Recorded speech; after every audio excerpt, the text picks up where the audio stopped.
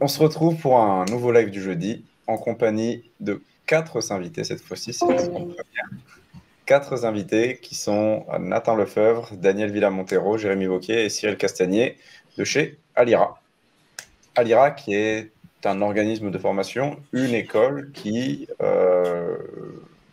enseigne, on ne va pas dire la blockchain, mais comment construire sur ces dernières, comment comprendre cet écosystème, la DeFi et d'autres primitives, c'est bien ça?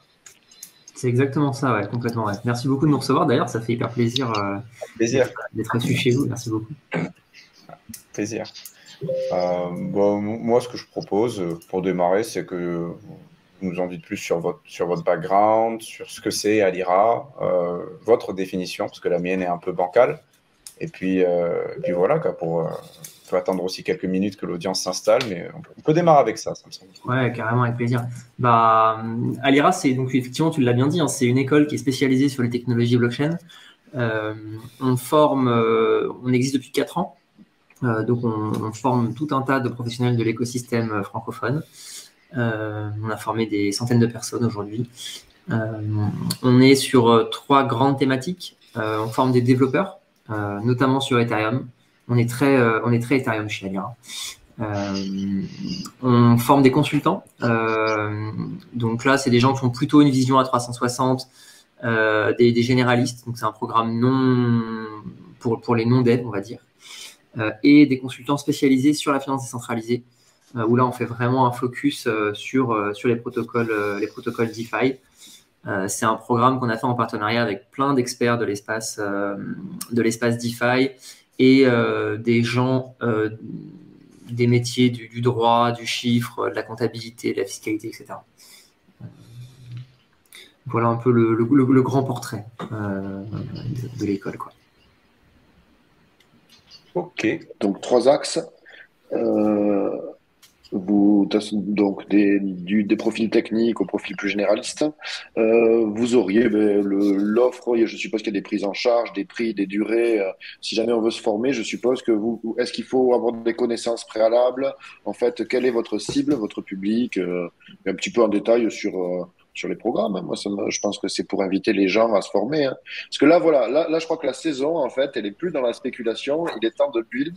Donc, je pense que c'est la proposition de valeur de la maison. Donc, voilà, si vous voulez comprendre pourquoi vous perdez de l'argent, et peut-être ou pas, comment faire. Donc, quels sont les parcours, à qui vous vous adressez? Effectivement, c'est une super question. Depuis le début d'Alira, effectivement, on ne fait pas de toute la formation, la partie trading et tout, ça on ne le fait pas du tout. On est vraiment centré sur la techno et on enseigne la techno. C'est le plus casse-gueule, hein, je vous le confirme. La techno, ça peut être casse-gueule aussi. Je veux dire, quand tu as un smart contract qui est exposé et qui est éclaté au sol, t'es pas bien non plus, hein. Oui, c'est vrai, non, c'est pas sans risque non plus, effectivement. Mais on essaie de faire en sorte que ça n'arrive pas. Cyril, qui est le formateur dev, pourra en dire un peu plus sur le parcours dev.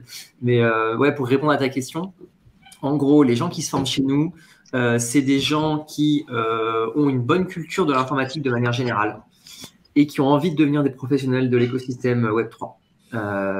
Pour dev, on demande des prérequis parce que si on est un peu sérieux, on ne devient pas dev blockchain en 12 semaines. Même avec un excellent programme et même avec quelqu'un de hyper motivé, en vrai, 12 semaines, c'est trop court. Il faut 6 mois pour minimum, hein, en étant bien intensif. Il faut 6 mois pour former un dev from scratch à peu près. Donc par contre, avec des prérequis qui sont les prérequis d'un dev Web 2, on pourrait dire, quoi. Quelqu'un qui fait du JavaScript, quelqu'un qui fait un peu de Node, etc. Ça, en 12 semaines, on sait faire. Et on sort des très bons devs blockchain à la fin sur Ethereum. Si tu veux présenter un peu plus d'ailleurs le programme, Cyril. Ouais, bien sûr. Si vous voulez que je parle de dev, aucun problème. Donc, c'est un programme en 12 semaines, donc en 3 mois. L'idée, c'est donc de prendre les devs et de les rendre globalement plug and play pour rentrer dans l'industrie blockchain. L'objectif avec ça, c'est que du coup, ils apprennent toute la stack technique qu'il y a entre la rédaction de smart contracts et l'utilisation dans des sites directement de toutes les technologies Web3, de communication avec la blockchain et ainsi de suite. On est Ethereum centré, En 12 semaines, on peut pas s'amuser à aller voir toutes les technologies du monde. Mais c'est déjà pas mal et c'est déjà assez intense comme ça. Donc voilà, chaque chose dans son temps. Et l'idée, c'est que du coup, les personnes qui en sortent peuvent rentrer dans des entreprises. L'employabilité est assez bonne.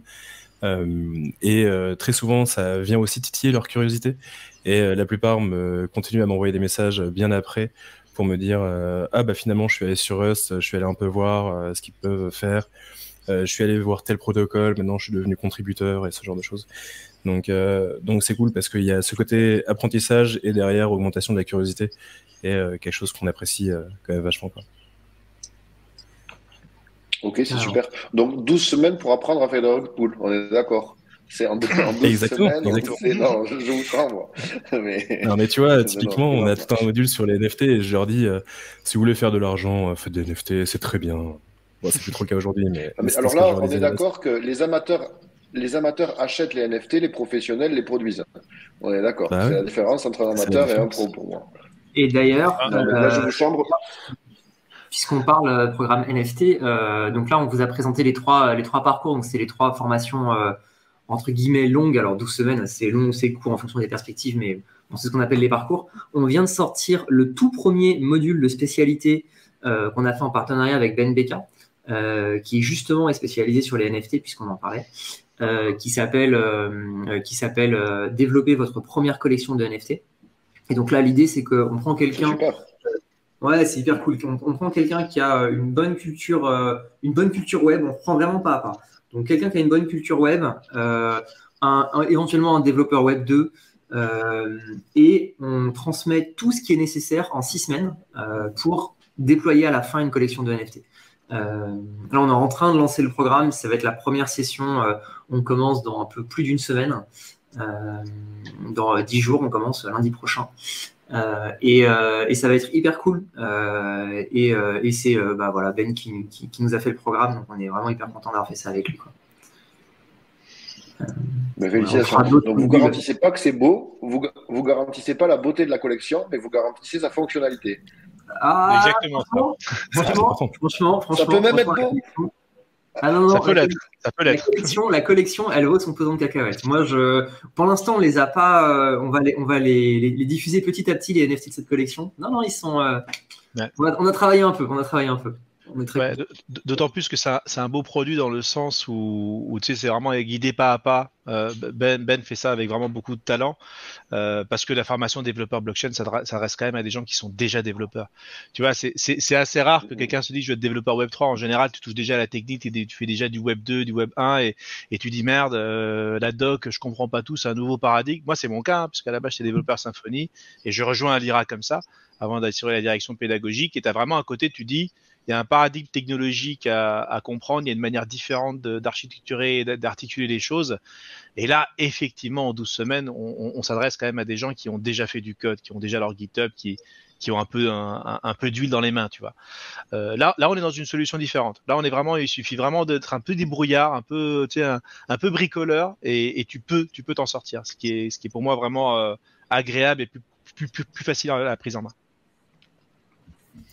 Ouais, même toi, tu pourrais le faire, Benoît. Tu pourrais le faire.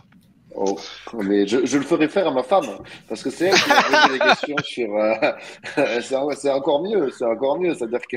Mais effectivement, moi, j'ai reçu beaucoup de demandes de gens qui étaient curieux, avec des backgrounds. En fait, l'intérêt des NFT, effectivement, c'est que ça ouvre un petit peu l'horizon des gens qui s'intéressent aux crypto, à la blockchain. Voilà, les premiers sur Bitcoin, c'était Monetaire, très économique. En fait, on va voir Ethereum, ça va être beaucoup plus une cible de nerds, de geeks, voilà, des gens un peu plus techniques. Et c'est vrai que les NFT, c'est vraiment, là, pour la peine, c'est grand public. Donc, ça va être voilà, de tout âge, de tout horizon. Et c'est pas si simple. Parce que moi, ce que je comprends de la formation, hein, c'est que souvent, finalement, qu'est-ce que vous vendez? Vous vendez du temps. Parce que il y a beaucoup de ressources qui existent, en fait, sur Internet, qui sont gratuites, qui sont libres d'accès. Mais bon, les combiner en un parcours pédagogique, accompagner les gens, en fait, ça fait gagner beaucoup de temps et ça aide.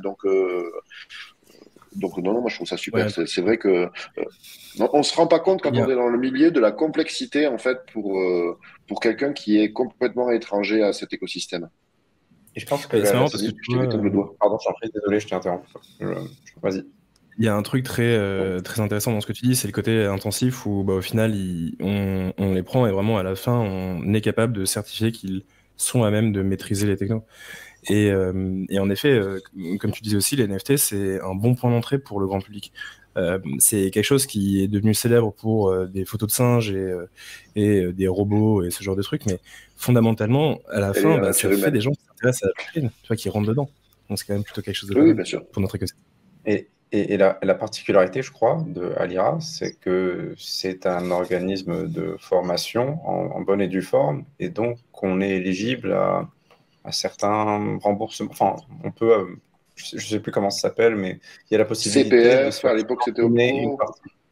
Ouais, c'est ça. Ouais. Complètement.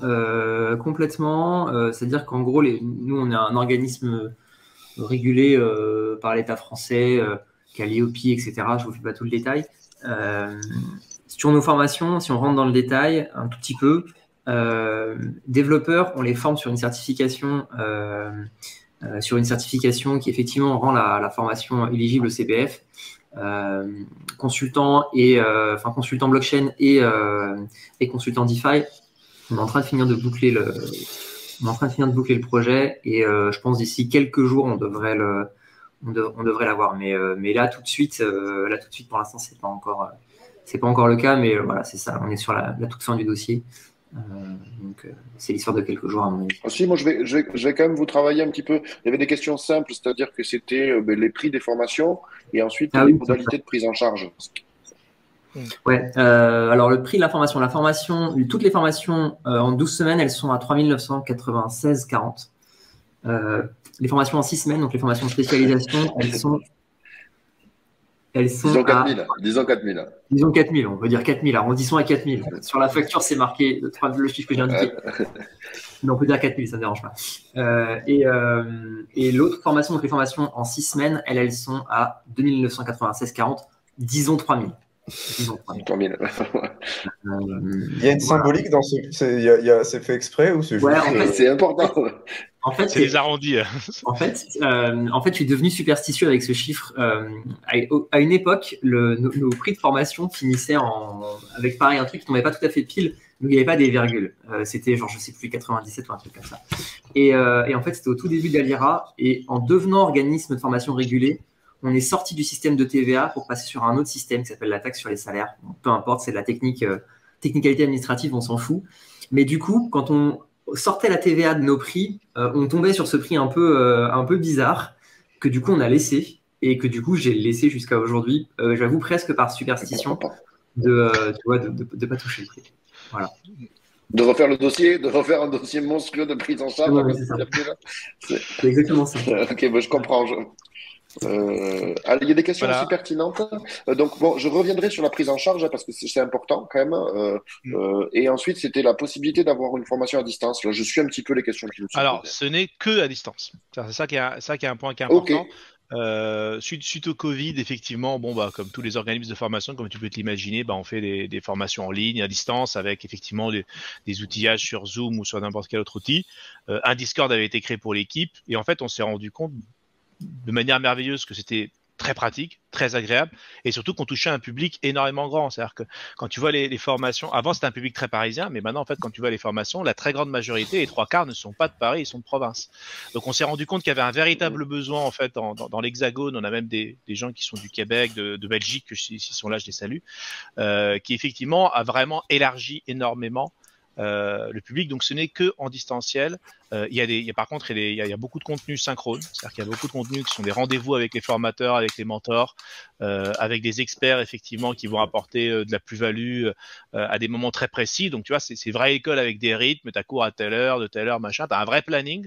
Et c'est ça aussi que beaucoup de gens recherchent. C'est-à-dire qu'au-delà du parti contenu, ce que les gens cherchent, c'est un rythme, c'est une dynamique.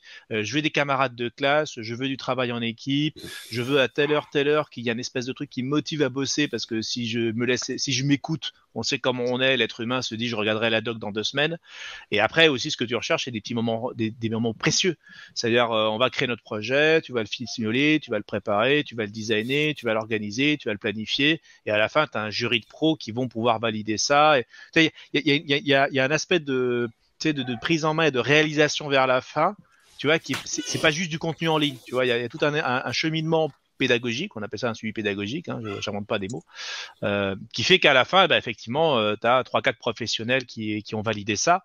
Là, on va avoir les certifications en milieu décembre, 14, 15, 16.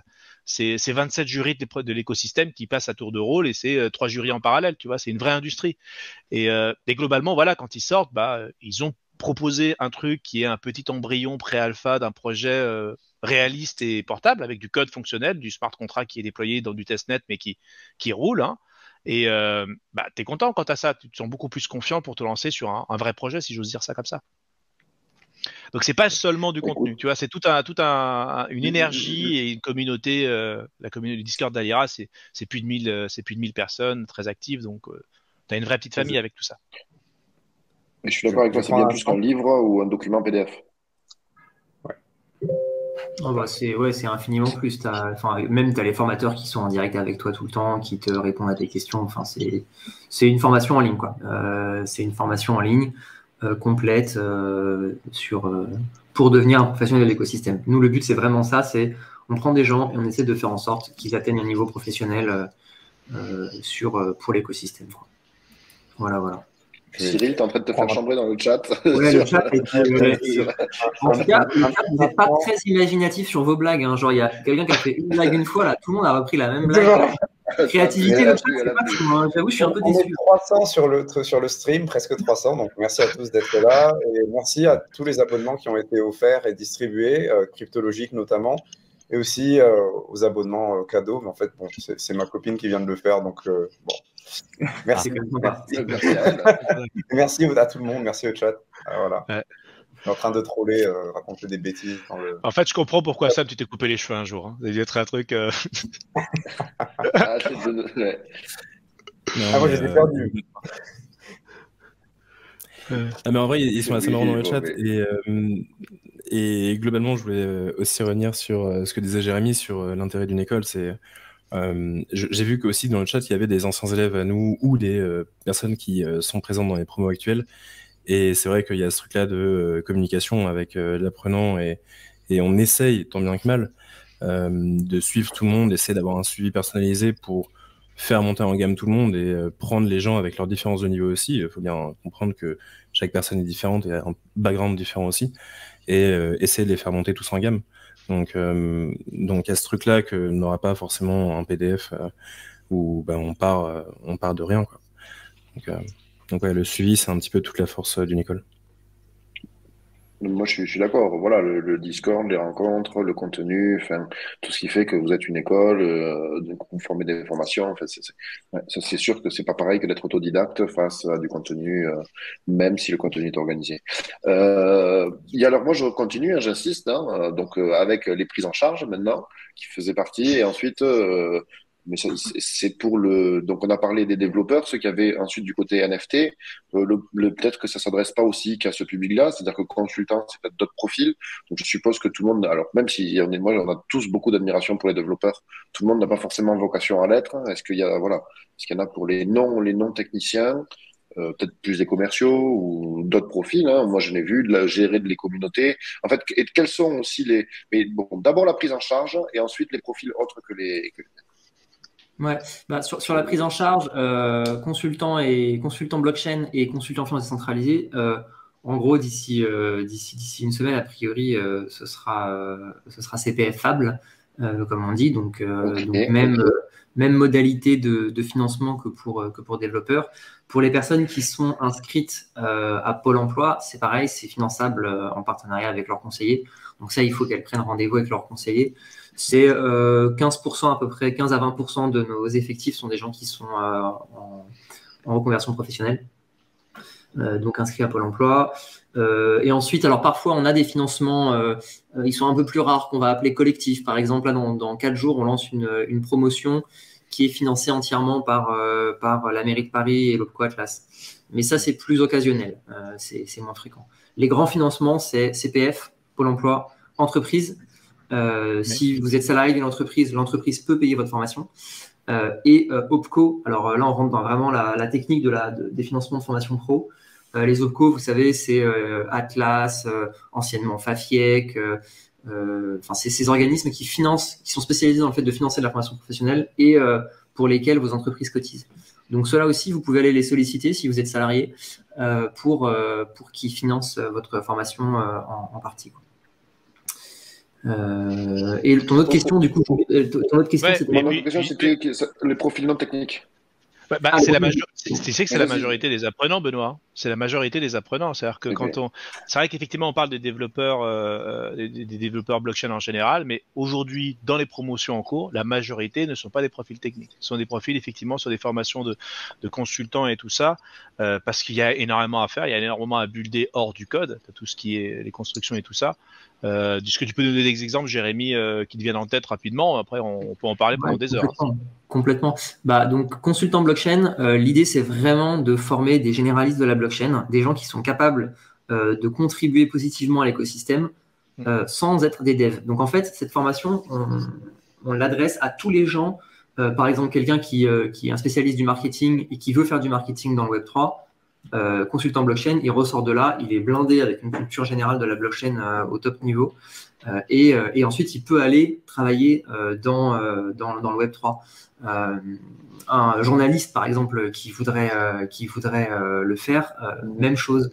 Un chargé de grand compte dans une institution quelconque, une banque ou autre, pareil, il veut choper une culture Web3, même chose. Donc en fait, c'est tous ces profils de gens qui interviennent dans les entreprises et qui ont le plus souvent des métiers autres, dans le marketing, dans le conseil, dans la gestion de projet, qui aimeraient le faire au service d'un projet blockchain ou en intégrant des dimensions blockchain dans leur projet, et qui du coup viennent se former sur le parcours consultant blockchain.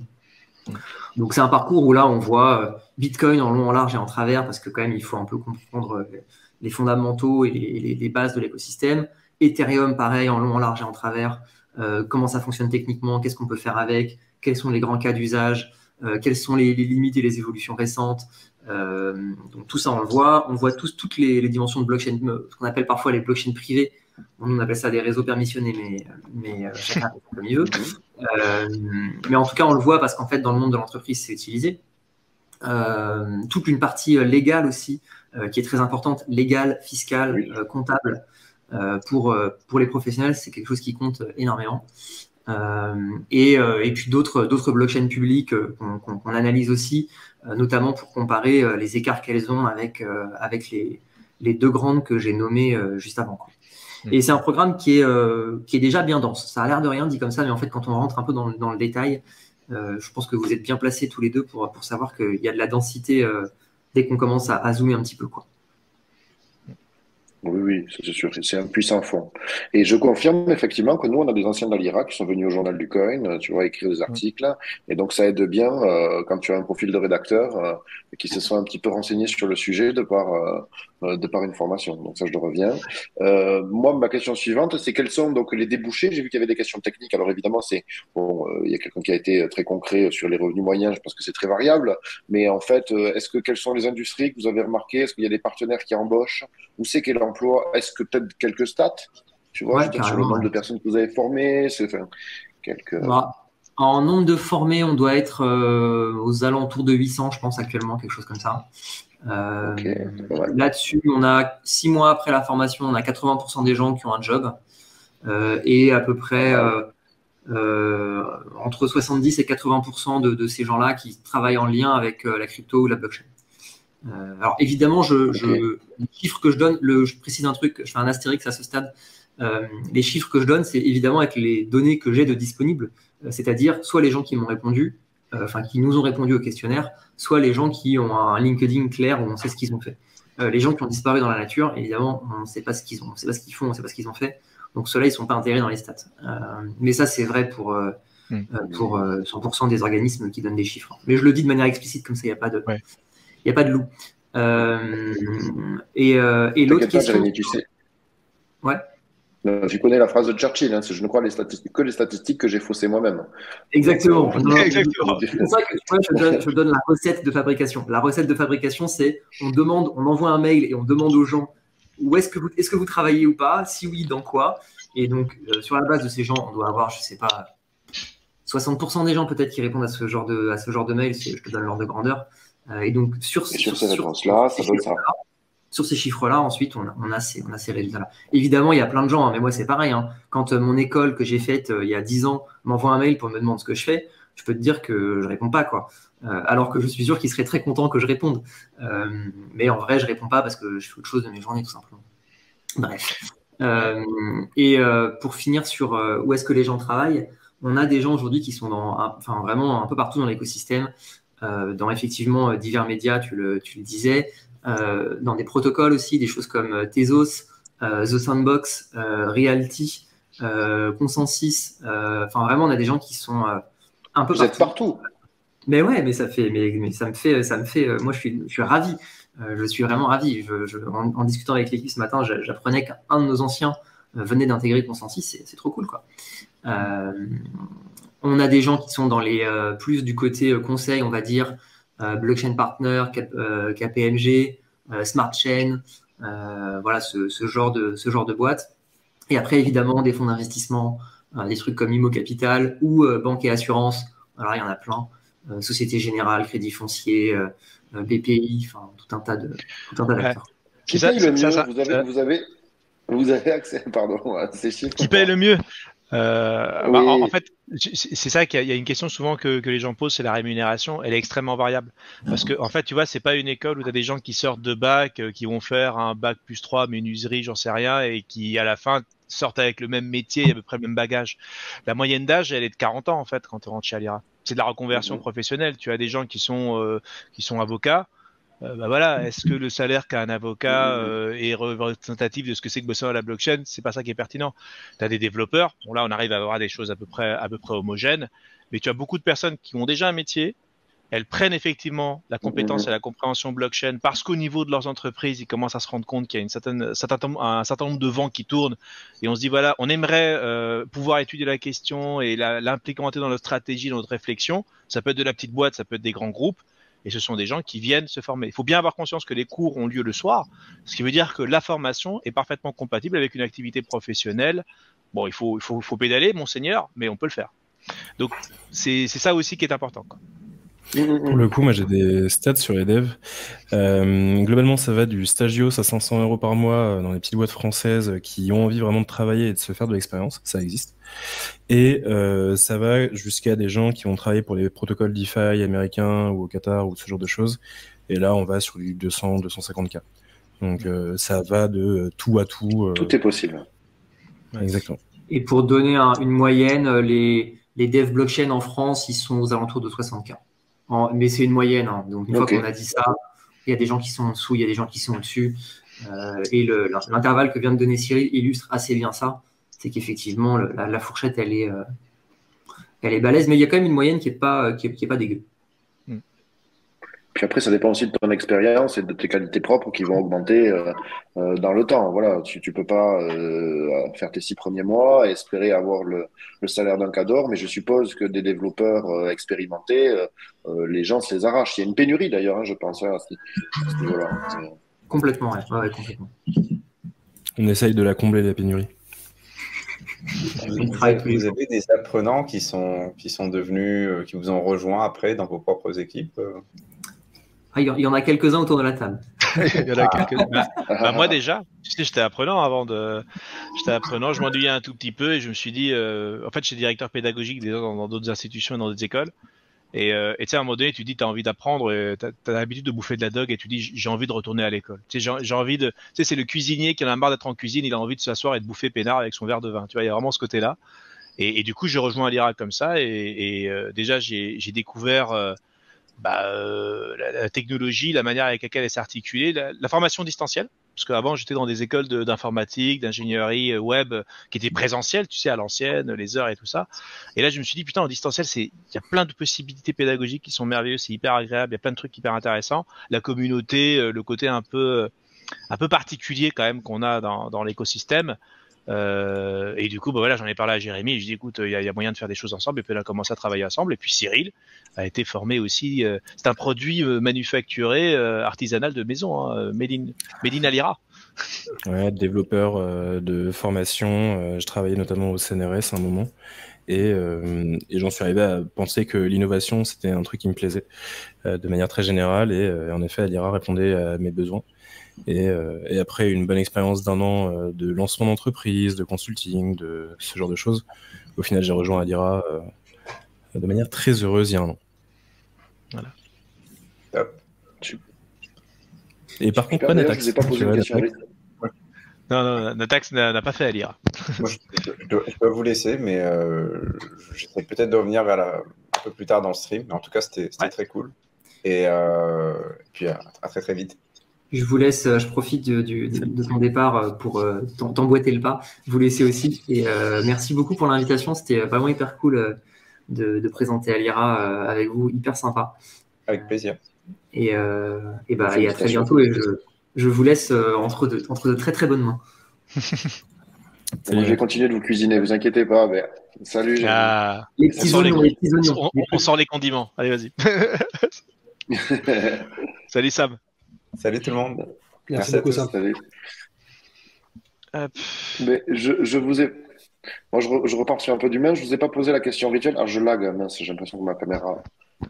Bon, on va faire. On t'entend bien, on t'entend bien, Ben. Bon, ok. Ma question rituelle, c'est un peu sur l'humain. Je vous ai pas posé les questions respectives à chacun d'entre vous. Comment vous en êtes arrivé aux crypto-monnaies? Et ensuite à cette volonté de transmettre. Donc, vous pouvez, chacun d'entre nous peut commencer. C'est peut-être une question classique, mais. Non, mais elle est très bien. Et pourquoi cet univers vous fascine en fait? Comment vous en êtes arrivé là et pourquoi vous êtes resté surtout? D'accord. Du coup, peut-être Cyril, je te laisse commencer après Natax, moi je finirai. Ouais. Je suis arrivé au crypto comme tout le monde par les courbes qui montaient de folie. Peut-être ça devait être 2016-2017. On y voit une possibilité de faire de l'argent. Let's go. Mais ce qui m'a fait rester, c'est, comme je disais, le principe d'innovation, déjà, premièrement, m'a poussé vers ça comme métier. Mais avant ça, il y avait la découverte, en fait, de cette idée d'un monde décentralisé, d'un Internet différent, d'échanges différents. Et je voulais tendre vers ça. Je voulais tendre vers quelque chose d'un peu plus juste sur la conservation des données, sur la transparence des institutions et ce genre de choses. Il y avait cette volonté de démocratisation. Il n'y avait pas que le côté argent qui, lui, m'a fait découvrir, comme je pense tout le monde. Mais par contre, ce qui m'a fait rester, c'était le côté idéologique. Ok, super. Yes. Je suis venu pour l'argent. Je viens pour l'argent, je reste pour la tech. Hein. C'est le grand classique. On est d'accord. On n'est pas toujours de poker, Benoît. Et non, du coup, moi, pour me présenter rapidement, donc moi, je suis en charge du marketing au sein d'Alira. Je proviens d'une formation, moi, de base en management et marketing sportif. Je connais la blockchain, j'ai entendu parler du Bitcoin, je jouais à Dofus à l'époque. Je n'ai pas saisi l'opportunité parce que j'étais trop jeune, etc., etc. Puis je suis retombé dedans à la suite du bull run lié au Covid, ce qui m'a fait d'abord spéculer. Puis je me suis intéressé à la tech en me formant en cours particulier avec quelqu'un qui travaillait dans le Web3. Ce qui m'a permis de me plonger un peu plus dedans. Et si maintenant j'y crois et comment dire, et je prône les valeurs du Web3, c'est que c'est des valeurs qui sont communes aux miennes. Et il y a une certaine utopie qui ressort de l'univers de la blockchain et de l'univers du Web3 que j'affectionne beaucoup et qui je l'aimerais, révolutionnera notre monde plus tard, qui est déjà en cours, hein, la révolution, mais on verra bien. Voilà. Écoute, je te souhaite le meilleur. Ouais. Alors ça, j'étais content que Nathan, qu'on appelle Natax chez Alira, soit là, parce que globalement, il y a aussi un truc, c'est qu'on a plein de postes différents au sein de l'école, parce que tu imagines bien qu'il faut faire tourner tout le bousin. Et en fait, oui, on est tous passionnés de blockchain, tu imagines bien, on a tous nos wallets, on a tous nos ledgers, on a tous nos petits tips, nos petits alphas qu'on se communique comme ça de temps en temps. Donc, t'as une ambiance de travail qui est, disons, quand même assez sympathique, mais tu dois connaître ça aussi bien que moi, Benoît. Et comment je suis arrivé dans le monde de la blockchain, en gros, c'est un peu particulier. Moi, je défendais Internet et le libre. Tu sais, à une époque, tu sais, je me bataillais avec des gens pour leur dire qu'avoir un site web vitrine, c'était bien. C'est à une époque où les gens ne comprenaient pas ce que c'était qu'avoir un site web vitrine ou avoir même des adresses taguées à leur nom de domaine. Puis après, j'ai expliqué qu'effectivement, avoir une présence dans les réseaux sociaux, c'est bien. Et tu sais, au fur et à mesure, quand tu arrives à convaincre que telle techno est intéressante, qu'elle a un potentiel, en fait, quand tout le monde le fait et que ça devient banal, bah, tu te sens un peu moins utile, tu vois. Tu te dis, bon, bah, j'ai plus besoin de convaincre, bah, en gros, la bataille est gagnée, c'est bon, on a looté, on est en train de farmer, t'as plus rien à faire, quoi. Et du coup, je suis plus d'accord avec la manière qu'on avait d'enseigner dans d'autres écoles. Et globalement, bah, au bout d'un moment, je me suis dit, bon, bah, je vais faire de l'outil métier, de l'outil ERP, des trucs pour que les professionnels fonctionnent avec du bon web bien fichu. Et j'ai commencé à avoir des gens qui me disent, ouais, mais est-ce que du coup, est-ce qu'on peut mettre de la crypto, est-ce qu'on peut mettre un wallet, est-ce qu'on peut s'identifier par wallet? La première question qu'on m'a posée, est-ce qu'on peut s'identifier par MetaMask? C'est pas mal. Et tu vois, je me dis, putain, pour que dans le secteur web classique, enfin, tu sais, dans le secteur d'outils digital, enfin, pas digital, mais numérique, web classique, Terriblement dans ce genre ennuyeux en d'agence, plus ERP. on te pose cette question-là, tu vois, tu dis, il y a un truc. On commence à se poser la question. Alors, tu sais, je me renseigne un tout petit peu, je regarde la doc, je me rends compte qu'Ethereum avait fait plein de progrès d'ici là. Parce que moi, je m'étais intéressé vraiment au début, j'ai pas mis de billes comme tout le monde, je le regrette, j'imagine. Et donc, tu sais, je me dis, putain, il y a un truc à faire. Et donc, quand je commence à me former, je dis, putain, il y a un sacré paradigme. Et je suis arrivé dans le monde de la blockchain par le fait de me dire, on me demande un nouvel outil, on me demande du tuyau de telle taille, on me demande tel type de. C'est vraiment techos, quoi. On me dit, il faut que j'arrive à bricoler ça parce qu'apparemment, ça se mange. Et du coup, après, bon, je me rends compte effectivement de plein de choses beaucoup plus intéressantes. Je découvre avec énormément de brio que l'écosystème était resté extrêmement open source et libre, ce que je craignais un tout petit peu au début, et qu'on retrouvait en fait dans la valeur et dans le côté un peu, un peu combatif du crypto enthousiaste, ce qui était le Internet enthousiaste il y a vachement plus longtemps, tu vois. Et je me dis bon, bah voilà, il y a une bataille à mener, elle n'est pas conquise d'avance, loin de là. Bah du coup, je vais m'amuser là-dedans et j'ai commencé comme ça, quoi. Et j'ai acheté mes premiers tokens avec la ferme intention de les utiliser et pas de les vendre. Oui, et ni de les perdre. Il faut aussi. Oui, de les perdre aussi. Voilà. Et alors, je vois qu'il y a une question, donc je reviens après ce petit tour de table un peu d'humanité. On revient dans le dur du sujet. Hein. Les gens sont intéressés par l'argent, vous le savez tous. Il y a des besoins qui sont évidents sur le dev, mais les gens sont plus inquiets par rapport aux formations non techniques, consultants. Avant de vous laisser répondre, moi, je peux confirmer qu'en tant qu'acteur du secteur, il y a aussi des besoins qui ne concernent pas les devs. C'est-à-dire que typiquement, Nathan, toi, tu as le marketing. Je pense qu'il y a des besoins de marketing qui sont énormes parce que c'est bien beau de faire le plus beau des produits, mais si personne ne le sait, et je vous assure qu'il ne faut pas confier la communication à un développeur, hein, parce que sinon vous allez avoir des produits que personne n'utilisera, c'est-à-dire que vous allez voilà. Donc je pense qu'il y a d'autres métiers en fait en dehors de la technique. Moi je suis nous dans les médias en fait la communication, le tech writing, il y en a, marketing, je suis sûr qu'il y en a des tonnes. Donc peut-être qu'on peut refocus en dehors de la technique sur les formations plutôt consultants et l'intérêt qu'elles présentent et les débouchés peut-être. Et en quoi, je veux dire, bon, vous l'avez déjà dit, c'est peut-être le contenu pédagogique est bien supérieur et la qualité en accompagnement, en communauté, à tout ce que vous voulez, est bien supérieure à un livre, ça j'en suis persuadé, mais peut-être au niveau des débouchés, peut-être parler des autres formations. Yes. Donc refocus sur les formations techniques. Ouais, si vous voulez, Daniel et Cyril, je peux, Daniel, je peux commencer, puis après, si tu veux compléter, il n'y a pas de problème. Fais la première passe d'armes, vas-y. Ok, let's go. Donc, sur les formations consultants et DeFi, en soi, on va d'abord focus sur consultant blockchain. Il va vous donner une vision à 360 degrés de l'écosystème. Et si vous êtes déjà spécialisé dans un domaine ou expert dans un domaine, que ça soit, comme on le parlait là, de marketing, community management, création de contenu, business développement, il y a de la recherche et il y a des débouchés. Pour travailler dans un secteur d'activité, c'est quand même mieux d'avoir une connaissance globale de celui-ci pour aborder les meilleures stratégies possibles. En gros, avec la formation consultant blockchain, vous allez acquérir les savoirs pour bien tenir un projet lié à la blockchain ou alors appliquer vos compétences à la blockchain. Sans la connaissance de ces codes, vous aurez peut-être du mal à vous insérer. C'est même évident.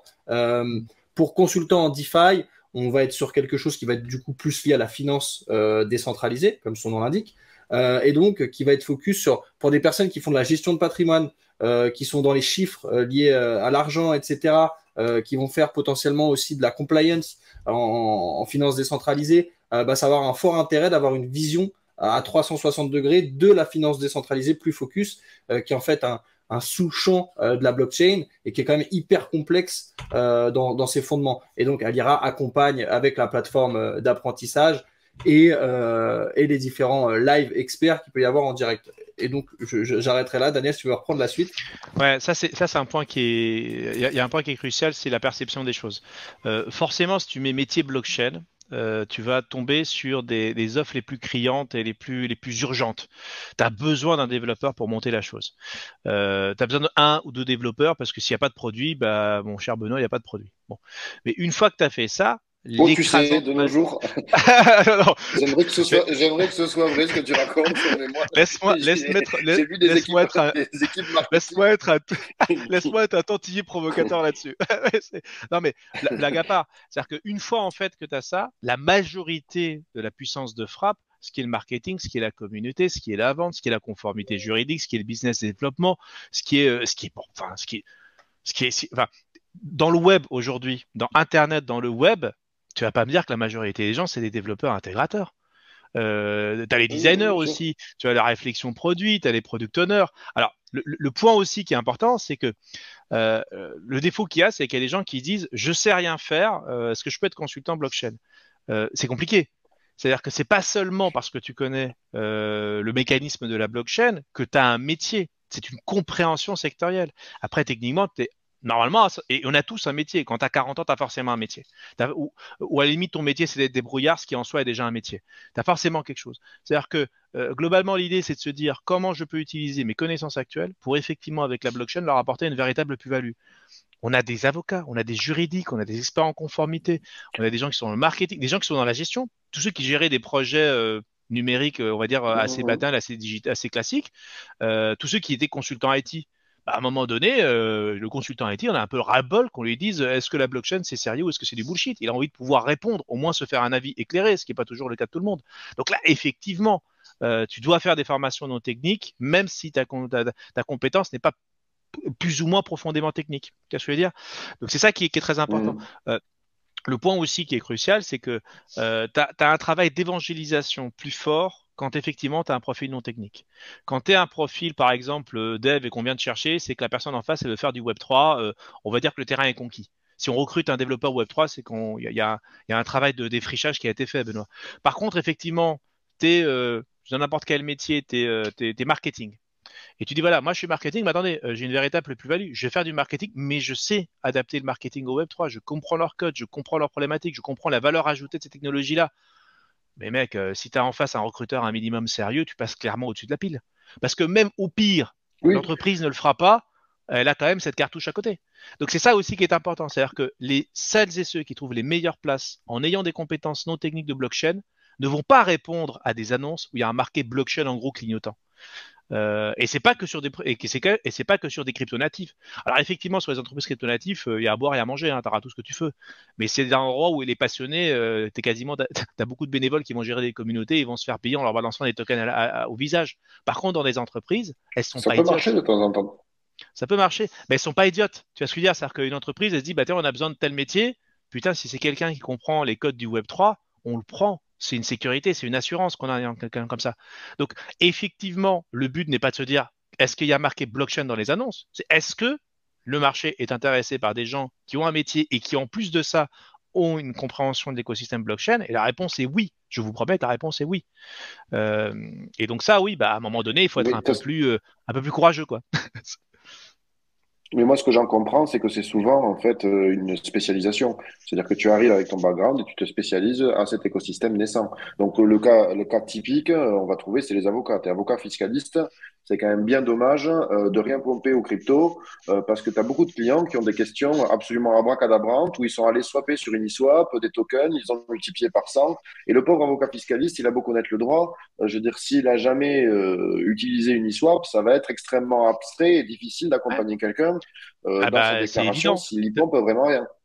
T'as ça, t'as tout le secteur bancaire, t'as tout le secteur, t'as des conseillers en patrimoine qui font des gestionnaire de patrimoine. T'as des gestionnaires de patrimoine qui se disent bon bah j'en ai marre des clients qui me demandent du Bitcoin, j'ai envie de me former professionnellement de manière pertinente et certifiante à ce bousin-là, je le fais.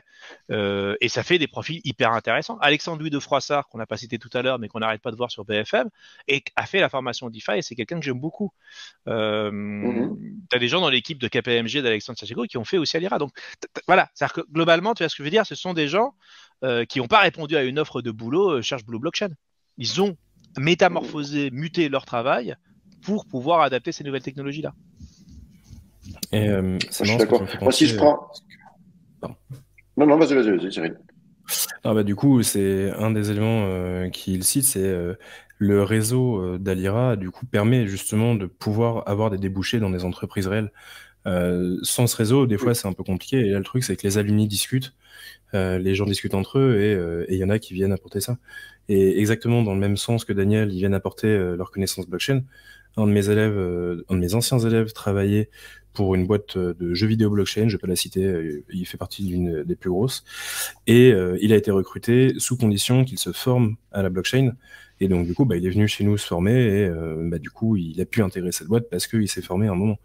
Donc même, il y a ce genre de trucs qui peuvent se faire. Je suis bien d'accord. Moi, je pense, par exemple, dans le cas des médias,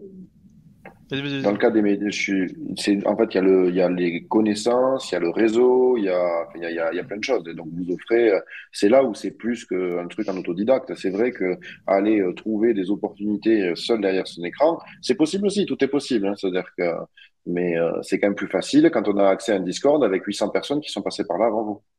Ouais. Donc, moi, je pensais à mon cas. Et en plus, tu connais très bien la chose, c'est qu'en fait, c'est même pas que des apprenants et des anciens, bon, déjà qui vont pouvoir se placer et effectivement créer un réseau, hein, toutes les écoles fonctionnent comme ça, c'est aussi l'intérêt de faire une école, hein. C'est qu'en fait, on a des formats qui sont destinés à tous les anciens. Tu sais, tous les lundis, j'invite un acteur de l'écosystème, tu as eu l'honneur d'être invité. On avait fait ce magnifique débat avec Gérard Dréan et Pierre Noisa, tu te rappelles, pour le débat de la monnaie. Bien sûr. En fait, c'est aussi ça, c'est à un moment donné d'être un lieu de veille, tu vois, un lieu de connaissance, un lieu d'échange. Je fais des très grands efforts, malgré parfois mes convictions personnelles, pour essayer d'inviter même des technos pour lesquels je n'ai pas forcément un respect immense, mais qui effectivement représentent la pluralité et le côté pluriel de la blockchain, pour qu'effectivement tous les angles de vue soient faits. Je suis très pluriel, très inclusif en fait dans tout ça. Et même si tu as fait effectivement un Lyra il y a un an, tu as toujours ces petits rendez-vous le lundi soir où on va aborder tel sujet. Là, ça a été décalé, c'est vendredi soir, enfin c'est demain soir, c'est Jonathan Yamas du projet Vetri, que j'aime beaucoup, tu vois, qui va aborder ce sujet, qui va parler effectivement de plein de mécanismes qui sont des mécanismes, par exemple, d'adoption. Des mécanismes d'adoption, c'est le fer de lance de ce qui est les consultants blockchain. C'est l'adoption aussi, c'est réussir à convaincre et adapter les besoins effectivement avec des solutions que... Ce sont des gens qui règlent les problèmes, les consultants à la base, donc on leur donne juste un outil pour régler d'autres types de problèmes. Et tu as le réseau d'alumni. C'est-à-dire que globalement, tous les alumni, après, ils sont organisés entre eux, ils vont organiser des meet-up. C'était Alain Presse qui avait organisé un meet-up la semaine dernière en Suisse, tu vois, où effectivement, il fait venir des gens de l'écosystème, des trucs comme ça. Et tu as ce côté, en fait, on va dire, tu fais partie d'une famille, d'un écosystème vivant. Tu vois, c'est vraiment ça. C'est beau. Bon. Ouais, moi, je suis poète.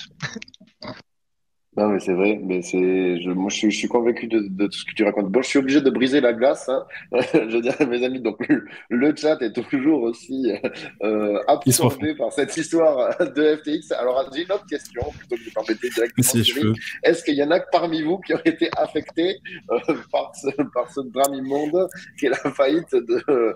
on veut des explications, s'il vous plaît. Donc, je sais pas si on veut des aveux. Le public en veut, en tout cas. Donc, est-ce que vous avez des choses à dire sur ce sujet brûlant? En fait, ce qui est assez intéressant, c'est que du coup, on forme quand même aux technologies blockchain, on forme à la décentralisation, on forme à l'utilisation de wallets. Tu vois, genre moi, dans mon cours de développeur, on parle jamais de Binance ou ce genre de choses, ou alors pour évoquer l'actualité. L'idée, c'est que nous, on n'a pas trop été touchés, je crois, chez Alira. Même pour ma part, pas du tout, parce que... Vous êtes 800, il y a quand même dû avoir des pertes. Hein. Oui, il y a des pertes, évidemment, parce qu'on a tous des cryptos, j'imagine, dans l'équipe, mais il n'y a pas les pertes, genre on n'avait pas tout notre bag en FTT, ce genre de choses. Donc on essaye d'être dans la décentralisation, on a nos wallets non custodiales, et voilà. Mais le chat me fait beaucoup rire, je laisse pousser mes cheveux volontairement pour ressembler à SBF, c'est pour ça que je le fais.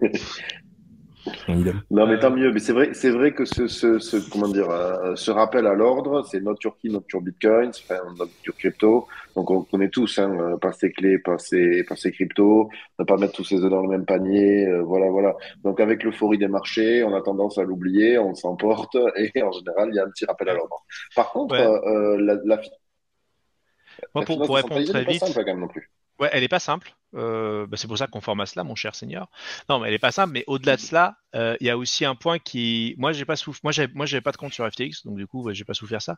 Bon, j'ai souffert comme tout le monde du fait que tu as un FUD immense qui avait fait, donc tous tes bébés prennent -20 dans la gueule, et donc forcément, ça te fait jamais plaisir parce que tu pensais qu'on était déjà assez bas. Mais au-delà de ça, moi, ce que j'ai beaucoup plus souffert, c'est l'image de la blockchain. Tu vois, moi, il y a un truc que je déteste, c'est quand on me dit, Daniel, t'es un expert crypto. Je dis non, mais je suis pas un expert crypto. Enfin, non, je suis un expert blockchain, technologie, mais ça. Et en fait, t'as du part des politiques, du part de tous les gens, on va dire, en concurrence directe, qui vont faire l'amalgame de manière, mais tellement sale, tellement ostentatoire, tellement évidente, tellement grossière. Et le problème, en fait, c'est que quand tu n'es pas un tout petit peu, que tu n'as pas mis un tout petit peu le doigt, si j'ose dire, dans l'engrenage, pour toi, il n'y a pas de différence entre la blockchain, Bitcoin et FTX. Et combien de fois je lui dis FTX, c'est pas Bitcoin. Oui, Enfin, oui. à un moment donné, faites la distinction entre les deux. Tu vois, c'est pas parce que tu as un kebab qui à un moment donné t'a donné de la viande avariée que manger de la viande c'est mal. Bon, je me fâche avec les véganes, mais en l'occurrence, tu vois ce que je veux dire, c'est qu'il y a un amalgame qui est fait entre ce qui est un marchand de crypto et ce que devrait être la crypto, en tout cas décentralisé correctement avec tes clés et tout ça, qui fait que tu as des gens qui abusent et réabusent de cet amalgame-là, et qui en fait, toi et moi, on a ce chagrin de se dire putain, l'adoption, là, on a pris un an de retard, tu vois, parce qu'il va falloir nettoyer tout ce beau FUD. Hein. Et c'est ça en fait qui me dérange en fait. Oui, Vraiment. oui. Oui, non, mais là, on a pris une gifle, effectivement. Alors, souvent, c'est la méconnaissance ou les agendas en général. Donc, il y a ceux, évidemment, que quand ils voient rien, tout se ressemble. Hein. C'est sûr que tu regardes de loin, les hommes ressemblent à des fourmis. Pourtant, si tu te rapproches, tu te rends compte que c'est assez différent. Donc, bon, il y a la méconnaissance. Hein. Et ensuite, il y a aussi des gens qui se servent de ces crises pour pousser des agendas.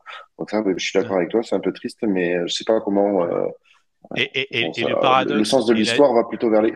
Ouais, mais tu vois, la gifle historique, tu sais, comment dirais-je, l'ironie historique complètement dingue, c'est de te dire que tu vois, c'est une fraude financière. Enfin, ce qu'il y a sur FTX, c'est une fraude financière. Oui, en bien fait, sûr. Bitcoin a été créé pour une fraude financière. Donc, qu'il soit sali parce que justement, il est censé être le némésis et la réponse au truc. Tu vois, il y a une espèce de truc complètement fou. Le gars, je personnalise Bitcoin, tu vois, l'objet a été créé pour justement éviter ça. Et que globalement, il va être le plus taché du scandale, justement du truc qu'il est censé être construit pour être évité. Donc il y a une ironie historique qui fait que tu lèves les yeux au ciel, quoi. C'est dingue. Non, mais moi, je suis d'accord. Hein, je vois le chat qui dit Bitcoin n'est pas sérieux, au contraire. En fait, oui, Bitcoin, il a été construit pour ça, à condition d'utiliser correctement. Parce que bon, si tes Bitcoins, tu les confies à un tiers qui va faire n'importe quoi avec, bon, voilà. Mais il y a quand même une part de responsabilité individuelle. C'est-à-dire que plus de liberté suppose plus de responsabilité. L'image de Bitcoin est renforcée de celles et ceux qui étaient déjà un peu dans cet écosystème-là. Pour le moldu profond, il fera pas la distinction. T'en penses quoi, Cyril? Ah, mais je suis d'accord avec toi.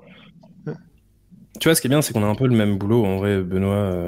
Enfin, nous, en tant que formateurs, Cyril, et toi, en tant que. Lâché, je crois. Ah, ça bug? Moi, je t'entends. Allô? Non, c'est bon. Tu m'entends? J'entends ça, c'est bon.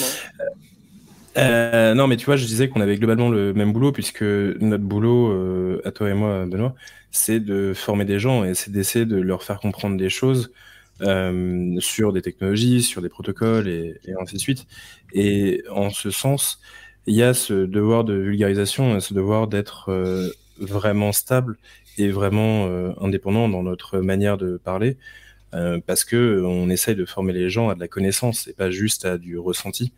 Et voilà, c'est tout ce que je voulais dire. Oui, mais moi je suis d'accord avec toi. Mais vous essayez de les éduquer. Moi, j'aimerais les galvaniser. Mais bon, là c'est pas bien parti. Je vois que là, ils sont refroidis. Donc, mais c'est vrai que c'est moi qui transmettre une passion. C'est des choses comme ça. Hein. C'est sûr que tu le retrouves. Hein. Mais du coup, je vois les commentaires de Hardisk qui me dit que le blockchain, globalement, c'est pas ouf. Le blockchain, c'est 90% de scammers hongkongais et le reste, ça donne du travail à des immenses bolos consultants OSEF qui buildent des trucs qui servent à rien. On va dire ça à tous les chercheurs qui sont en train de bosser sur la technologie. En vrai, il y a un truc, c'est que la blockchain, en effet, elle est utilisée par beaucoup comme un truc qui permet de gagner de l'argent facilement. Parce que à un moment, ça a été le cas. Là, aujourd'hui, ce n'est pas le cas parce qu'on est en bear market. Mais au-delà de ça, c'est aussi des idéologues, c'est aussi des gens qui réfléchissent et qui créent des technos qui sont quand même assez impressionnantes. Tu vois, typiquement, on parle d'Ethereum dans notre cours. toute l'accumulation de savoir des 30 dernières années, que ce soit au niveau cryptographique, que niveau réseau distribué et synchronisé, il y a un truc qui est quand même assez impressionnant et qui va vers le mieux en permanence avec les évolutions d'Ethereum et les évolutions de toutes les blockchains. On parle d'Ethereum, mais on pourrait citer Polkadot ou n'importe laquelle. Il y a cette idée que c'est une technologie qui évolue et qui évolue beaucoup plus vite que le web traditionnel. Et en ça devient un bac à sable incroyable qui sert à des gens qui veulent se faire de la maille rapidement, mais ça sert aussi à des gens qui veulent faire des projets concrets et qui résout des problématiques. Les problématiques de la finance décentralisée qu'on voit actuellement de centralisation, c'est les mêmes problématiques que celles qui ont amené les faillites de Lehman Brothers et ce genre de trucs. Et la finance décentralisée, elle veut s'éviter de justement tomber dans le piège d'une personne qui va gérer tout ça. Et elle veut essayer de faire en sorte que les gens viennent gérer eux-mêmes leur propre compte et viennent faire quelque chose avec leur argent et avec leur réflexion et avec leurs responsabilités. Et responsabiliser les gens, je pense que c'est un devoir de la blockchain qui est respecté. Et c'est en ça que la blockchain est forte. Voilà, c'était juste pour répondre à Hardisk. Après, moi, je vais être taquin, hein, je vais me faire l'avocat du diable, c'est-à-dire que il dit que c'est un ramassis de scammers et tout ça. Bon, écoute, les cryptos, les cryptos, la blockchain, les blockchains, ce que vous voudrez, les protocoles, tout ceci, ce sont des outils pour dire, pour faire une passe qui sera pour plaisir à Daniel. Et en fait, ils sont à l'image de l'humanité, c'est-à-dire que Bitcoin, c'est ce que chacun en fait, c'est-à-dire que libre à chacun d'utiliser Bitcoin pour faire des donations. Voilà, moi, il y a une association de lutte contre le cancer à Toulouse que j'aime bien. Bon, de temps en temps, quand j'ai pas donné à FTX, j'essaye de donner à cette fondation. Alors, en ce moment, j'étais plus généreux avec les places de marché centralisées qu'avec eux. Mais en fait, ça appartient, voilà. Ce sont des outils que moi, je trouve plus nobles parce qu'ils sont, ce que vous avez dit, hein, open source, décentralisés. En fait, ils ont des qualités qu'on ne retrouve pas dans le milieu de la finance traditionnelle. C'est-à-dire que, est-ce que vous savez à quel point, voilà, en fait, ces problèmes qu'on a eu avec FTX et les autres, ces problèmes de réserve, de solvabilité, on les a pas, en fait, sur des protocoles de finance décentralisée. On peut auditer à peu près l'état d'une trésorerie, d'une DAO assez facilement. Bon, c'est beaucoup plus difficile à faire. Après, il y a une difficulté technique. Bon, voilà. Hein, je veux dire, les cryptos sont pas responsables en fait de la nature humaine. C'est-à-dire que s'il y a beaucoup d'arnaques avec les blockchains, les cryptos, c'est pas parce que c'est un outil qui est vicieux par nature. Moi, je pense profondément l'inverse. Mais c'est parce que évidemment, dans la mesure où il y a de nouveaux outils, où il y a un attrait du public, où il y a de l'argent, en fait, ça va nécessairement attirer les scammers qui vont essayer de se servir comme en fait les premiers braqueurs de banque quand ils se sont rendus compte que les voitures allaient plus vite que les chevaux, ben ils s'en sont servis pour aller braquer des banques. Est-ce que ça veut dire que la voiture est mauvaise par essence? Non. Et voilà, donc je trouve que c'est un peu de la mauvaise foi de dire que les cryptos, évidemment qu'il y a beaucoup de scams, et donc en faisant une formation à l'IRA, on sera peut-être plus à même de programmer une ferme dont le seul but est de créer un token sans valeur, et grâce à des bons conseils marketing, on vendra à les gens. Mais bon, ça, c'est pas un problème avec les outils, c'est un problème avec la nature de ces gens qui font ça. Ah oui. Non, mais t'as parfaitement raison, Benoît. Enfin, prends un couteau et mets-le dans une école de cuisine ou dans une prison de haute sécurité, t'auras pas le même usage. Hein. Donc, à un moment donné, il faut réfléchir un peu. Pas mal mon image. On fera pas les mêmes choses, hein, je peux te le dire. Non, mais blagounette à part, ce qui est vraiment important, c'est, tu vois, je donne un exemple. 90% des mails sont des spams, des scams ou des choses comme ça. 90% des mails. Sauf que maintenant, on les voit pas parce qu'on a des filtres hyper agressifs qui vous défoncent la majorité et que les serveurs sont défoncés. Mais le gros de l'email, c'est pas du vrai email. Tu vois ce que je veux dire? Est-ce qu'on en arrive à déduire que l'email c'est mal? Ah non, c'est simplement l'usage qu'on en a fait. Et après, par contre, il y a un point qui est important, c'est qu'il y a usage et usage. Tu vois, par exemple, une blockchain qu'on pourrait éteindre en appuyant sur un bouton sans en viser aucune, c'est un vrai problème. Le fait de dire que la décentralisation des nœuds de tel protocole, que le code soit plus ou moins open source, tu vois, c'est pas anodin, c'est des vraies questions. Parce que si à partir du moment où on a une blockchain dont la centralisation du token est plus ou moins centralisée, bah, je suis assez d'accord, il n'y a pas de différence avec un système informatique classique. Parce que ta notion de résilience, ta notion d'incensurabilité, ces valeurs-là sont parfaitement discutables. Après, voilà, on a quand même pas mal de solutions qui sont plus ou moins sympathiques. Personne n'aura la puissance de feu de Hashred, de Bitcoin, on est d'accord là-dessus. Personne n'aura la mythologie merveilleuse du créateur qui disparaît et il y a personne vraiment à salir à part la photo d'un pauvre citoyen japonais qui a rien demandé. Ce que je veux dire, c'est que on a ça nulle part. Et cet animal, Bitcoin, est particulièrement unique. Et moi, je réponds très souvent à Gilles Cadignan parce qu'on échange beaucoup là-dessus. Il me dit il me dit mais du coup Internet il n'y a qu'un seul protocole. Je dis écoute Coco, moi Internet ça fait 4 ans, 5 ans que j'étais en laboratoire de recherche pour étudier le bestiau. Je t'assure qu'il n'y a pas qu'un seul protocole. Et si tu parles de IP, je te rappelle que IP est une surcouche pour assembler des centaines et des dizaines de protocoles de communication de niveau 2 qui ne se mettaient pas d'accord parce que justement c'était compliqué de se mettre d'accord. Moi je pense que demain tu auras une blockchain qui effectivement régler le problème de la monnaie et on imagine toute la même pour ça, mais tu as d'autres problèmes que la monnaie. Tu as d'autres problèmes en fait que la valeur et tu as des problèmes de confiance comme tu disais tout à l'heure qui sont colossales. Donc il va y avoir plusieurs blockchains, comme il va y avoir plusieurs systèmes d'exploitation, comme tu as plusieurs marques de voitures, comme tu as plusieurs langues sur Terre, comme tu as plusieurs enfin à un moment donné le truc qui résout tous les problèmes du monde n'existe pas. Donc il faut réfléchir à ça. Et c'est pas anodin, c'est pas Daniel, une question tu me fais une passe là qui est assez sympa justement dans les questions que j'ai pour vous. Hein. Non, la question que j'ai pour vous, c'est quelqu'un qui se met dans les cryptos, qu'est-ce que vous lui conseillez de faire? Alors peut-être que même à titre personnel, dans quoi vous investissez votre argent ou votre temps? Je veux dire, donc c'est comment, dans cet écosystème, comment vous le voyez évoluer? Et qu'est-ce que vous recommanderiez, sur quoi se pencher? Donc visiblement, j'ai vu que par exemple, est-ce qu'il y a des technologies que vous préférez à d'autres? Est-ce qu'il y a des technologies que vous recommandez d'éviter? Je veux dire, est-ce que vos erreurs, quelles ont été vos pires erreurs? Je veux dire, qu'est-ce que vous ne recommandez pas aux gens? Qu'est-ce que vous recommanderiez? Un petit peu. Moi, j'aime bien quand on arrive dans le perso. Donc, par exemple, vos erreurs et vos conseils. Est-ce que vous en avez fait quelques-unes, des petites choses trappes? Qu'est-ce que vous recommanderiez, en fait, sur la base de votre expérience personnelle? Comment vous rejoueriez le match et qu'est-ce que vous recommanderiez à quelqu'un qui ne vous écoutera probablement pas et qui tiendra à faire personnellement les mêmes erreurs que vous avez faites, hein, que nous soyons clairs. Mais on pourra dire qu'on lui a dit. Voilà, évidemment. Tu penses à quoi, Cyril? Quelques petites anecdotes, je veux dire. Je sais pas s'il y en a parmi nous qui ont investi dans l'UST, mais j'imagine, je suis sûr qu'on a eu tous l'UST, oui, cette année 2022, petit grand cru. Si tu traînes un petit peu sur la DeFi, t'es obligé. Mais non, globalement, s'il y en a à conseiller, on va conseiller les plus grosses. Enfin, moi, en tout cas, mon rôle est de conseiller les plus grosses, puisque ce sont les plus stables par essence, et ce sont celles où, en plus, il y a le plus d'applications, donc, du coup, c'est le plus intéressant. Aujourd'hui, un Bitcoin est utilisé comme monnaie légale dans certains pays. On peut la conseiller parce qu'elle est conseillable par certains pays. De la même manière qu'Ethereum, elle avance sur le nombre d'applications et la quantité d'argent dessus. Donc c'est pas très fun dit comme ça. Moi j'aime beaucoup Polkadot. La volonté de Polkadot de faire un truc vraiment très large est très intéressant pour moi. Et sinon c'est Starknet. Pour ceux qui s'intéressent à la techno, les ZKP, les Zero Knowledge Proof, c'est un domaine qui m'intéresse vachement. Et c'est un nouveau domaine de cryptographie qui est amené dans la blockchain, donc trop cool. Est-ce qu'il y a des technologies que tu trouves laides aussi? Solana. Ah, ok, bon, mais là, tu tapes sur un amateur. Pardon. Non, mais une blockchain qui a des downtime tous les 3 jours. Oui. Non, mais en plus, c'est pas très gentil parce que la proposition de valeur et la tech du proof of history qui était mis par Solana, même Mark Zeller te disait qu'elle était élégante. Pourtant, pour que Mark Zeller dise qu'un truc est... Enfin, c'est quelqu'un qui a une exigence technique extrêmement affûtée, extrêmement fine.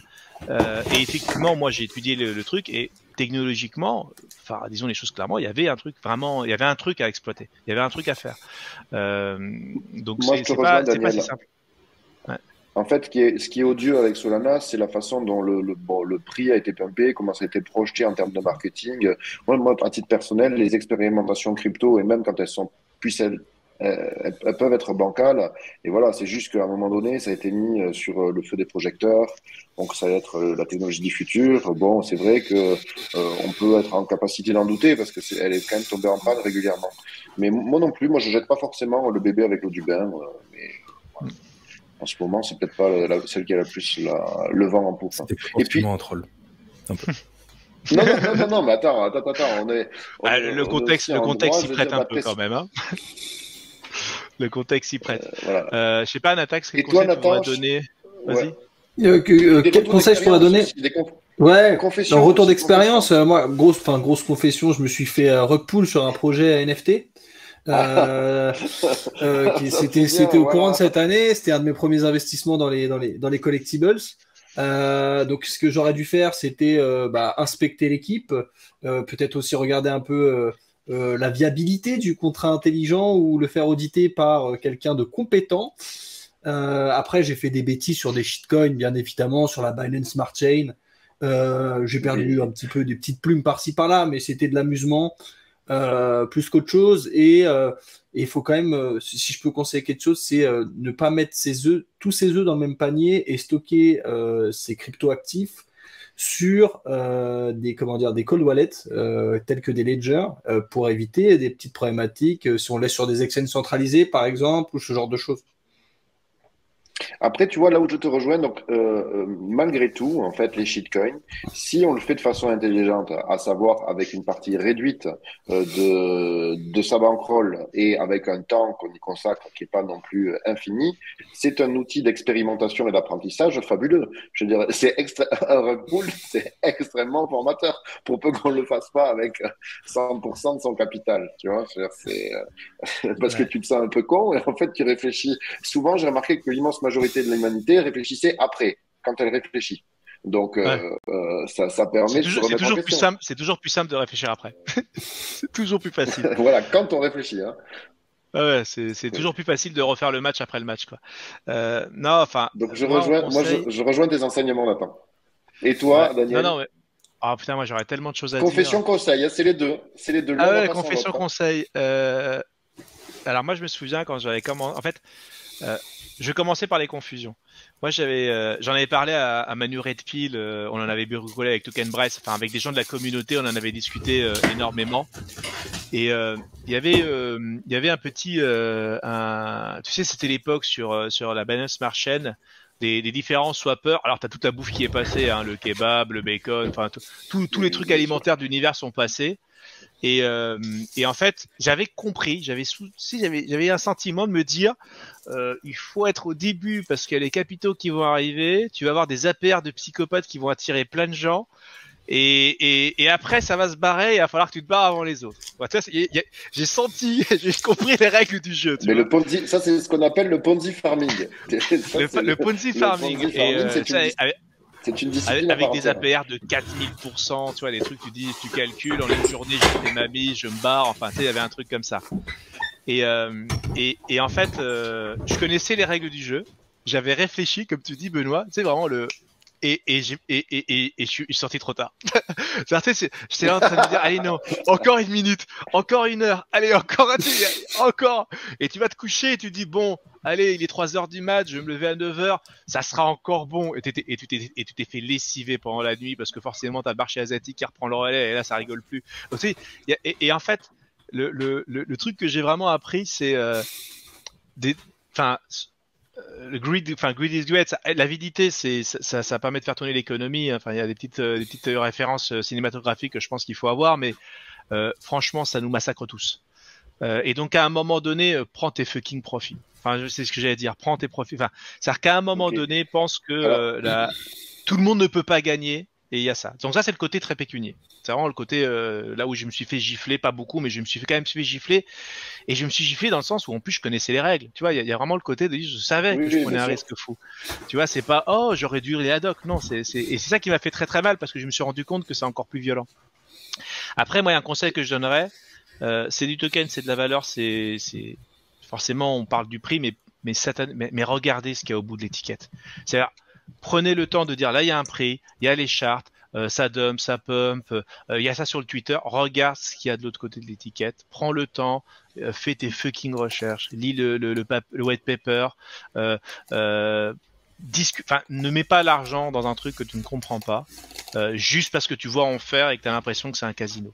Comprends les règles qu'il y a parce que c'est ça qui, à un moment donné, que tu sois tech ou avec un tout petit peu de curiosité technologique, tu vas Enfin, il y a à manger, il y a à regarder, il y a à rire aussi, parce que finalement tu vas dire, oh voilà, j'ai failli mettre de l'argent là-dedans et paf, tu passes au suivant. C'est ça qui est le monde merveilleux, c'est de comprendre le jeu auquel on est en train de jouer.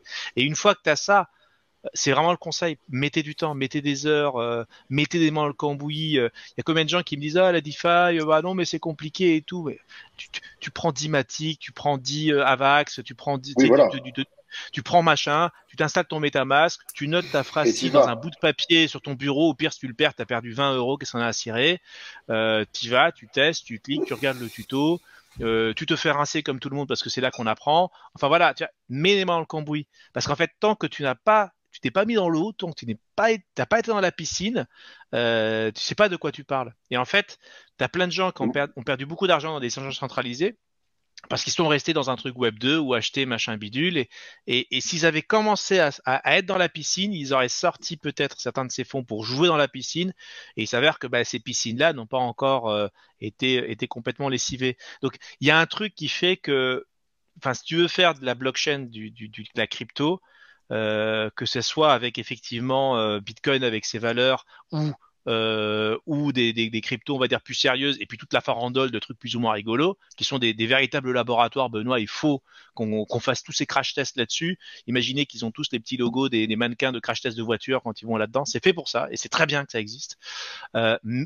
Rentrez là-dedans. Faites-le, testez, faites vos erreurs, faites votre propre recherche, faites vos avis, écoutez tous les maximalistes, parce que s'ils sont maximalistes, c'est parce qu'il y a des convictions qui sont solides et qui méritent d'être écoutées. Moi, je les appelle les gardiens des temples. C'est-à-dire que il faut qu'il y ait des gardiens des temples parce que c'est ça qui fait la robustesse, c'est qu'il y ait des gens qui soient prêts à mourir presque moralement pour le tenir, ce truc-là.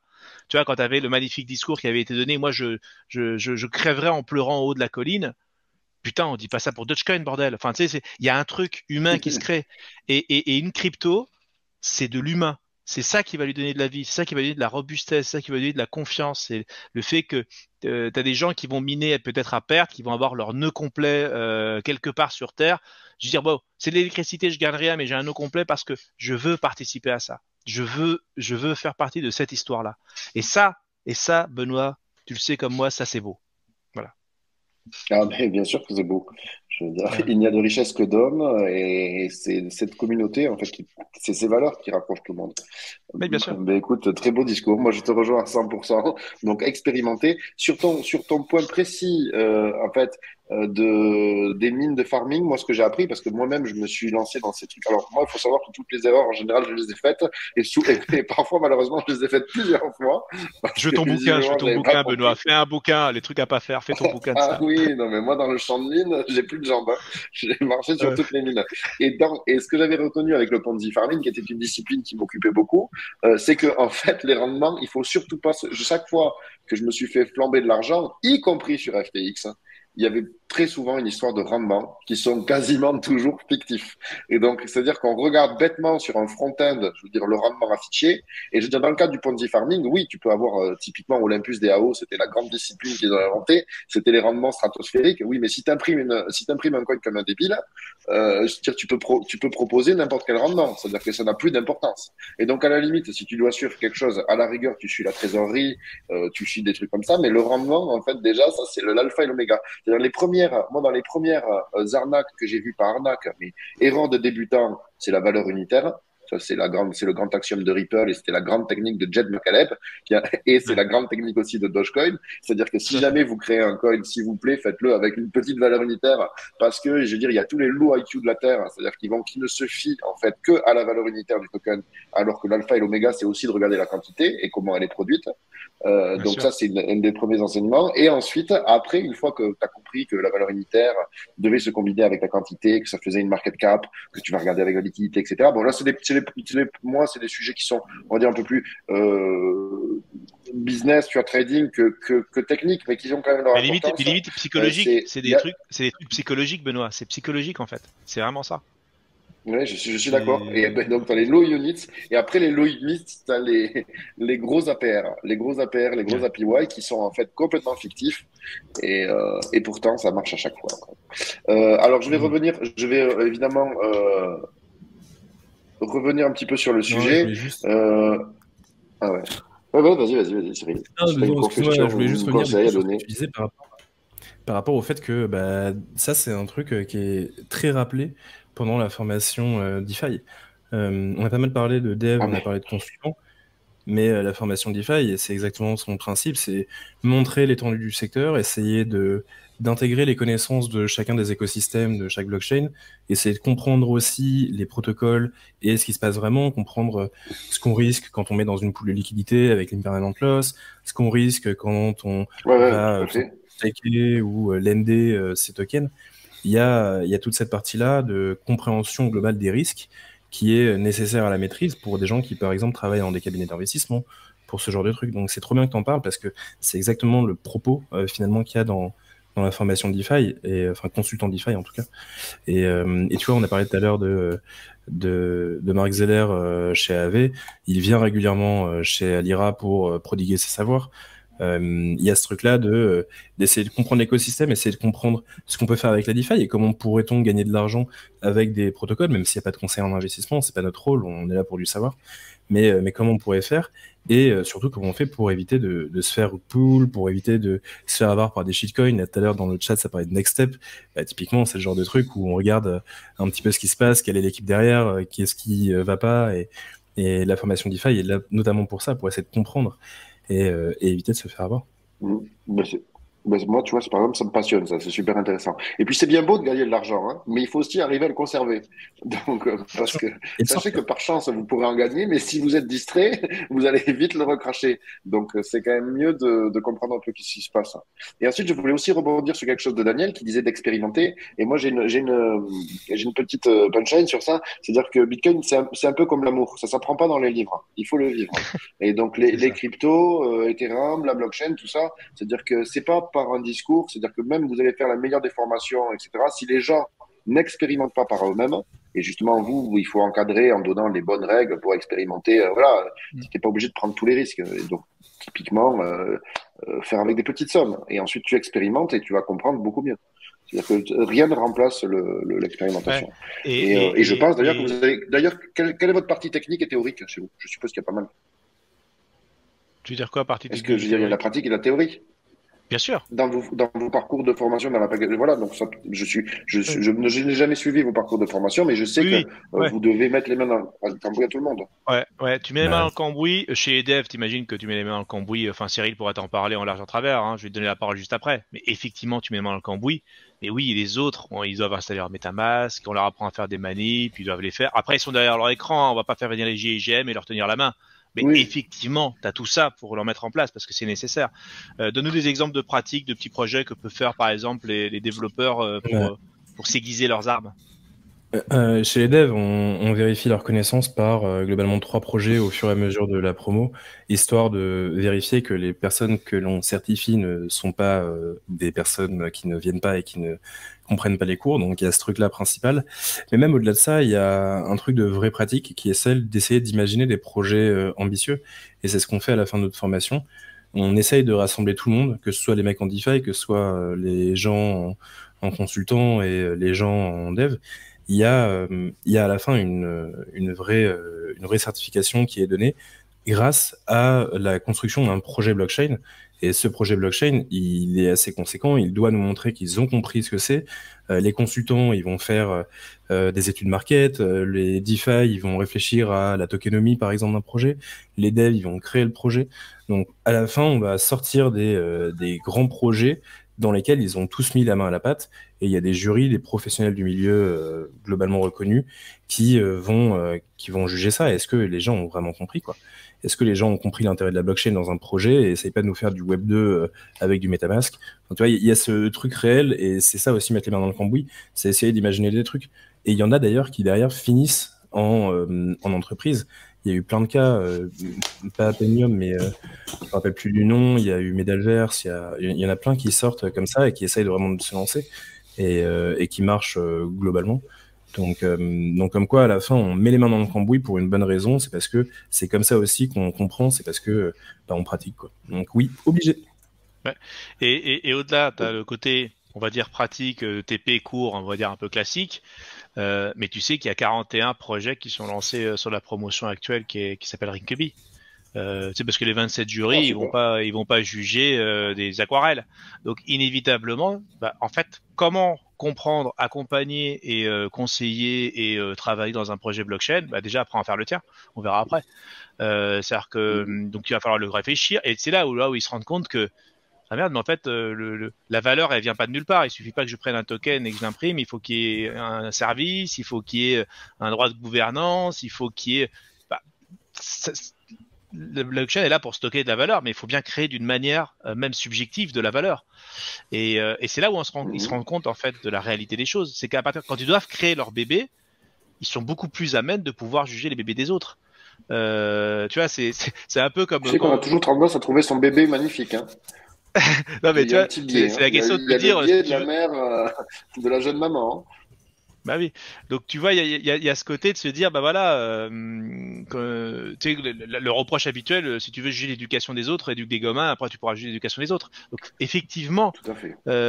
Il y a un fond de vérité là-dedans parce qu'il faut vraiment vivre ça, de ce que c'est que merde la tokenomics, notre token, il va servir à quoi? Est-ce qu'il est en supply? Est-ce qu'on peut le minter? Est-ce qu'on est transparent là? Et toutes ces questions-là, le business model, bah oui, le business model en fait, parce que l'erreur la plus flagrante qu'on a chez Alira, mais chez tout projet blockchain, hein, c'est je vais faire ce projet et puis on lui pose la question, du coup, mais si t'avais pas la blockchain, tu pourrais le faire pareil en fait. Pourquoi tu avais besoin de la blockchain pour faire ça? Et quand tu poses cette question-là, déjà tu sens les gars ils pleurent parce qu'ils savent déjà que c'est foutu. Hein. Mais tu comprends en fait que d'une certaine manière, tu vois, il y a des frontières à réfléchir, il y a vraiment une vraie valeur ajoutée à mettre, et du coup, tu es obligé de comprendre le bestiau parce que tu mets les mains dans le cambouis, parce que tu deviens architecte, même en projet d'école pour le réaliser. Et là, tu apprends énormément de choses. Sans ça, effectivement, tu n'as qu'un bouquin, et un bon bouquin, tu peux les trouver en bibliothèque. Écoute, ce sont des paroles sages. De toute façon, il faut comprendre un petit peu les choses qu'on fait. Je crois que voilà, hein, c'est le risque provient de ne pas savoir ce que l'on fait. C'est une phrase de Warren Buffett qui n'aime pas pourtant les cryptos, mais qui dit des choses très justes. En plus, je crois qu'il faut ça. Oui, tout à fait. Il faut savoir, je crois que la richesse de Warren Buffett s'est fait principalement après ses 60 ans. Donc bon, ça c'est à la fois un beau message et un message triste, c'est-à-dire qu'il faut savoir être patient. Et je pense que c'est vrai aussi, voilà, dans la blockchain, dans les cryptos, c'est-à-dire qu'il y a une phase d'apprentissage qui est nécessaire, qui passe par la pratique. Moi, écoutez, vous m'avez, voilà, hein, ça fait un moment que je suis à l'IRA, donc je pense que c'est quand même ce qui se fait de mieux. Dans l'écosystème francophone, en termes de pédagogie, on retrouve des passionnés aussi. C'est-à-dire que vous vivez tous blockchain, crypto au quotidien avec vos succès, vos échecs, et vous êtes bien connectés à l'écosystème. C'est aussi une école qui est beaucoup mieux connectée que l'université. Souvent, quand on fait l'université, en fait, on apprend on a des connaissances, mais au niveau du marché du travail, on est un petit peu en roue libre, contrairement aux écoles de commerce. Là, on va se retrouver dans j'ai l'impression des parcours de formation qui sont quand même beaucoup plus ancrés dans le réel, je veux dire, avec une volonté de mettre sur le marché, en fait, les gens que vous formez, des formations courtes, qui sont transversales, hein, avec des profils techniques, mais pas seulement. Voilà, des possibilités de prise en charge. Donc, franchement, moi, je vous tire mon chapeau, sachant que moi-même, hein, j'ai été un petit peu dans le module de la formation, mais alors vraiment pas à votre niveau. C'est quand même infernal, hein, parce qu'il y a toute une logique administrative, il y a de la pédagogie, mais c'est un beau succès. Donc, ça mange pas de pain. Souvent, en fait, se former, dépenser un petit peu de l'argent dans la connaissance, ça permet d'en perdre beaucoup moins par le futur. Donc voilà, ça peut être un investissement. Je crois que c'était comme Antonopoulos qui finissait un de ses livres en disant que le meilleur investissement qu'on pouvait faire, c'était dans la connaissance. Donc voilà, donc on va retrouver ça. Donc bon, moi, voilà, c'était déjà une félicitation. Donc n'hésitez pas à retrouver le site, hein, alira.fr, vos réseaux sociaux. Et de toute façon, je suppose qu'on retrouve sur le site quand même, voilà, tous les programmes, les questions. Comment on peut vous atteindre, vous poser des questions si jamais il y a des gens par mail, je suppose, ou par quels sont vos pour ça, n'importe qui serait intéressé par Alira, qui aurait des questions, qui souhaiterait se faire accompagner dans son projet de formation, il a la possibilité de prendre un rendez-vous directement sur notre site via l'onglet rendez-vous. Benoît, je vais te faire circuler le lien si tu veux le mettre dans le chat. Ça te permettra de faire ça. Hop. Voilà, donc si vous avez des questions, nos conseillers sont disponibles du lundi au vendredi pour répondre à toutes vos questions. Sinon, il y a le bonjour@alira.fr pour vos questions. Alira.fr. Vous aurez globalement Clément ou Nathan au téléphone et vous pouvez les suivre aussi, nos conseillers, parce qu'en fait, nos conseillers à la base, c'est des fans de blockchain et c'est pour ça qu'ils sont chez nous. C'est pas juste des vendeurs. Mais ce qui est plutôt cool. Notamment Nathan Jaron, qui est très très prolifique sur LinkedIn et qui produit beaucoup de contenu. C'est très intéressant. Je vous invite à aller le suivre. Ok, donc bon, voilà, voilà, je pense que matin on a la fin. On a eu les confessions, les conseils, description des programmes. Donc voilà, moi encore une félicitation. Je pense que vous avez du boulot, hein, surtout avec. Il y en aura. Je pense que le besoin de formation est infini. En tout cas, merci, Mais, merci infiniment à toi, Benoît, et puis à Sam. Hein, j'ai pas eu l'occasion de. Bon, on vous aime beaucoup, vous le savez très bien. Il y a Sam qui va venir en Talk Alira, je crois que l'année prochaine. Donc du coup, super. bah voilà, on aura l'occasion on va pouvoir avoir l'occasion d'échanger, on va dire les sièges. Moi, je suis vraiment très content que tu aies pensé à nous avec ça, et ça me fait plaisir, ça me touche énormément, et je tenais quand même à te le dire devant tous ces beaux témoins. Un autre point, je dirais, c'est un dernier conseil à toutes celles et ceux qui nous écoutent. Hein. Ça va être beaucoup plus amusant si on est vraiment beaucoup plus nombreux à s'amuser à ça. Donc soyez pas profondément méprisants envers celles et ceux qui ne comprennent pas de quoi on parle. Faites preuve un tout petit peu de pédagogie, de gentillesse, de convaincre des gens de manière bienveillante. Moi, je le fais sur LinkedIn en permanence parce que j'ai l'impression que sur Twitter, la bataille est déjà gagnée. Je vais sur d'autres terrains. Mais en l'occurrence, faites preuve de pédagogie et surtout expliquez les choses. Et ce que tu as dit, par exemple, tout à l'heure, Benoît, avec le couteau et tout ça, enfin, avec les outils, c'est ça. C'est que quoi que cet outil soit, c'est l'être humain qui décidera ce qu'il en fera. Et à partir de là, bah, faisons en sorte d'avoir une belle aventure humaine ensemble, quoi. Voilà. Écoutez, en tout cas, félicitations, messieurs. J'invite tout le monde, tous ceux qui sont intéressés, à aller vous voir sur le site, les réseaux sociaux. Et de toute façon, la prochaine fois, le retour, donc c'est Samy qui viendra chez vous s'exprimer et faire ses retours d'expérience aussi. Merci beaucoup, messieurs. Il va passer à la confesse aussi. Ah oui, j'espère bien. Il va falloir le cuisiner. Hein. Ouais, vous le ratez pas. Il en aura des bêtises à raconter. Ne vous inquiétez pas. J'espère bien. Donc, merci encore.